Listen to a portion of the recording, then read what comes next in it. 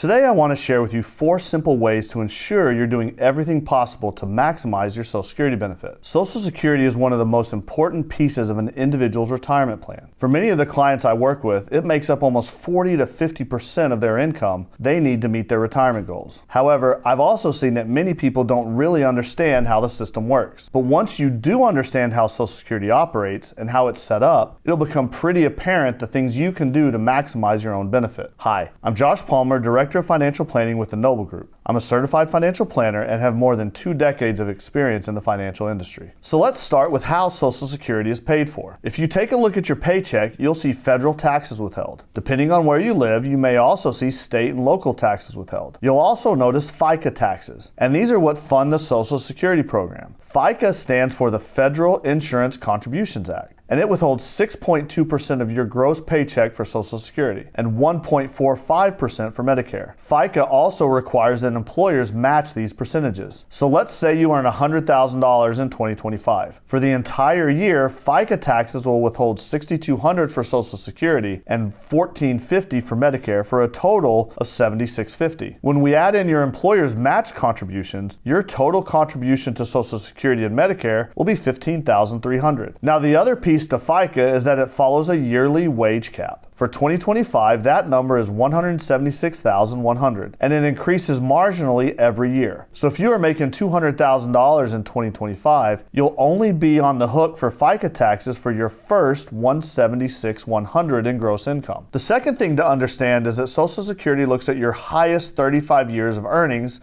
for your benefit base. At first glance, that doesn't seem right. Most people are making quite a bit more now than they were several decades ago. Well, Social Security will factor in inflation to get a fair comparison between all of your working years. This is where looking at that wage cap metric helps us better visualize this process. Like we said earlier, in 2025, to max out your Social Security benefit, you need to earn more than $176,100. 35 years ago in 1990, that earnings cap was at $51,300, which gives us a better idea of the true comparison between earned income now and from decades ago. And if you don't have 35 years of work, they'll use zeros for any remaining years. So if you worked for only 32 years, for example, the Social Security Administration will just use zeros for those remaining 3 years. Social Security is also means tested. What does this mean? Let's assume we have a husband and wife, and one earns the max of $176,100 and the other earns half of that, or $88,050. And let's assume they've done this for the last 35 years. So should person 1 get twice the benefit of person 2? No, this is means testing. By definition,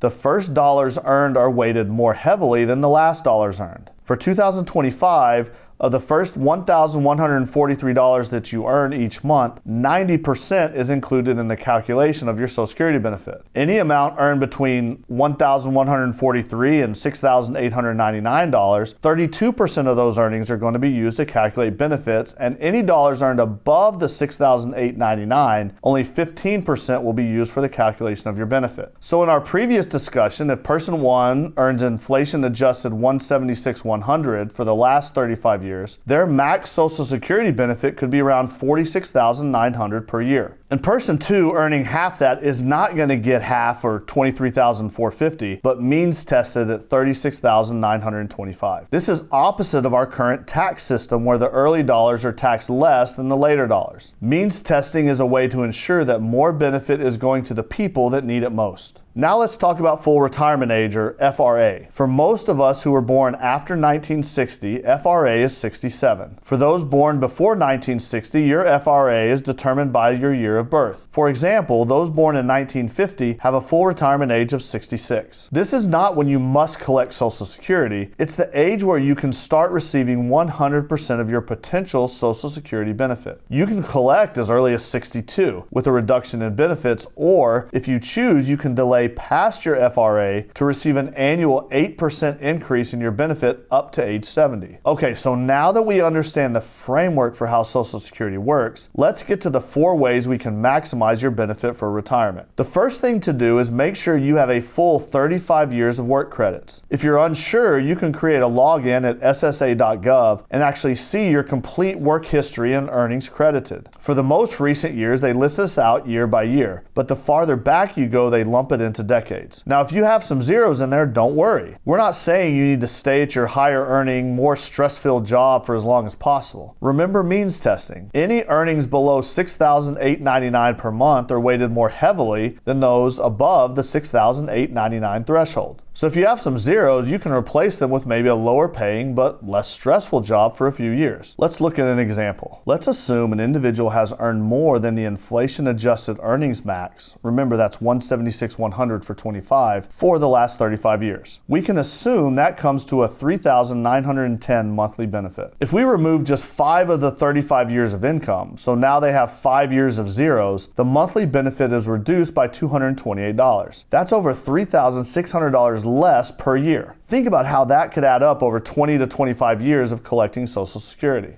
The more zeros you have, the more effect on your lifetime benefit. As long as you can do something to pay into the system and get the zeros out of the calculation, the better the impact on your monthly Social Security benefit. The second way you can increase your benefit is to wait a little bit longer to collect. Remember, every year past your full retirement age nets you an 8% credit to your benefit. And this just can be on top of what we just discussed from an earnings perspective too. So if you're still working and adding income to the base calculations, you can also add 8% credit to that. If you take before full retirement age at 67, you could see a reduction in your benefit of around 6.5%. Social Security is saying that yes, you can take your benefit early, but since you're likely to be spreading that benefit across more years, we will reduce your monthly income amount. If you have a higher life expectancy or longevity runs in your family, the longer you delay, the more the benefit can go up. So collect early and Social Security could reduce your benefit by up to 6.5%. Delay and you get an 8% credit. Simple math tells you that delaying is rewarded more. Now this delayed credit only goes up to age 70. So after age 70, you might as well begin collecting benefits. Let's look at another example. Assuming an individual earns above the maximum Social Security wage base of $176,100 for the past 35 years, their benefit is $46,934 per year. Taking just 2 years earlier results in a $3,000 annual reduction. If they live to 92, that could be over $108,000 less in total benefits. Waiting until 70 could result in an annual benefit over $11,000 more than taking the benefit at 67. This could come out to over $230,000 in additional lifetime benefits. Another way to think about this is the shortfall in benefits by taking early needs to come from somewhere, and that somewhere is from your portfolio savings. So over your entire retirement, you'll be putting a heavier strain on your savings since you're now tied to that lower benefit amount for the rest of your life. The third way to maximize your Social Security benefit is to understand how the spousal benefit works. When you are ready to collect, you're given an option to either collect on your own earnings record or collect on your spouse's earnings record. As a married couple, you're eligible to collect half of your spouse's full benefit at their full retirement age. This spousal benefit also applies to ex-spouses. If you were married for more than 10 years, even if you're no longer married, you're still eligible for a spousal benefit. I see this a lot if one spouse maybe didn't work the full 35 years. Maybe they were taking care of kids and being a stay-at-home parent. They may not have much of a benefit at all on their own record, but if their spouse is paid in and maybe paid in a good amount, they could collect half of that. So even if one spouse has never paid into Social Security, not one single penny, they could still theoretically collect half of their spouse's or ex-spouse's benefits, if that spouse is paid in and is eligible for the full benefits themselves. The final way to maximize your benefit is to understand how survivor benefits work. Think of it this way. Spousal benefits are what you may be eligible for when your spouse is alive. Survivor benefits are what you may be eligible for when your spouse passes away. A survivor benefit is, upon the death of your spouse, 100% of their benefit. We have some interesting planning opportunities with this one. At your spouse's death, you are again given the choice of collecting a benefit based off your own earnings record or a survivor's benefit based off your deceased spouse's earnings record. Here's where it could get interesting. You could choose to collect the survivor's benefit until age 70 and then turn your own benefit, including the delayed 8% credits, on at age 70. This way, you're maximizing the total possible benefit you are entitled to with both your spouse's benefit and your own benefit. So as you can see, Social Security planning is not just about maximizing benefits while alive, but also in the case of the death of a spouse. The key to all this is planning. For the retirement plans we see, Social Security maximization is one of the most important but often underused parts of the plan. And to see how all these work for you, I recommend putting this in a plan to see how it can all work together to maximize not only your Social Security benefit, but your retirement goals. If you want to get a personalized look at your finances, including your own retirement picture, click the link in the description. We'll review your financial situation in a custom video recorded just for you. Have a great day, and we'll see you in the next video.